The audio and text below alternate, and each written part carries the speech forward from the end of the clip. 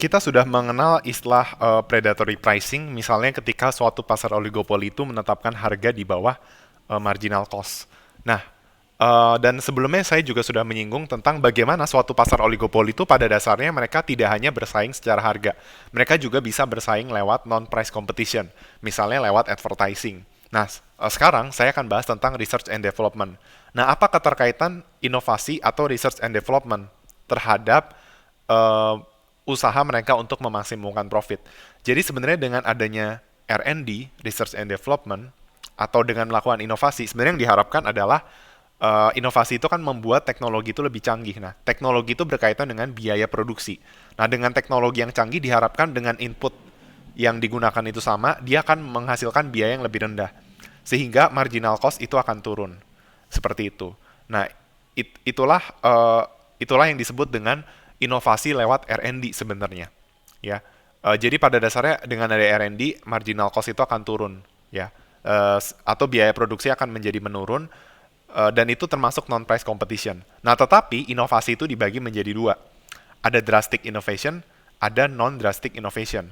Nah, kita tahu bahwa di pasar oligopoli atau persaingan tidak sempurna, harga itu lebih besar dari marginal cost. Nah, ini kita bisa nyebutnya apa? Terdapat markup price. Kalau di persaingan sempurna, itu price sama dengan marginal cost. Dan kita sudah belajar pada kondisi keseimbangan Bertrand, itu pada dasarnya nantinya akan tercapai kondisi keseimbangan di PCM, yaitu suatu keadaan di mana harga itu berada di level terendah. Di jangka panjang, harga level terendah itu P sama dengan MC sama dengan AC. Dan itu menyebabkan zero economic profit. Nah, tetapi kalau di konteks predatory pricing, dia bisa di bawah MC.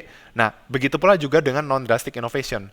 Jadi pada dasarnya, kalau disebut non-drastic innovation, itu inovasinya membuat marginal cost turun. Nah, tetapi tetap kondisinya masih P lebih besar sama dengan MC. Artinya dia masih seolah-olah seperti pasar persaingan tidak sempurna. Sekalipun sudah ada penurunan marginal cost. Nah, tetapi kalau drastic innovation, itu akan membuat harga di bawah marginal cost. Jadi seolah-olah gara-gara inovasi ini, dia itu bisa menetapkan harga di bawah marginal cost. Seperti itu. Bisa dibilang marginal cost-nya turun sangat drastis. Jadi lebih di bawah PCM. Seperti itu. Nah, itu yang disebut dengan drastic innovation. Ya, jadi misalnya taruh lagi nih, harganya 90.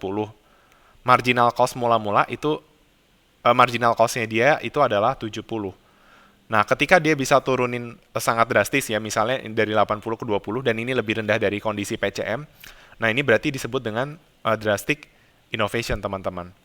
Nah, nanti selanjutnya kita akan belajar membedakan apakah dia itu termasuk drastik atau non drastik. Bagaimana cara taunya? Kita harus lihat dari proses hitungannya. Oke, sekian. Terima kasih.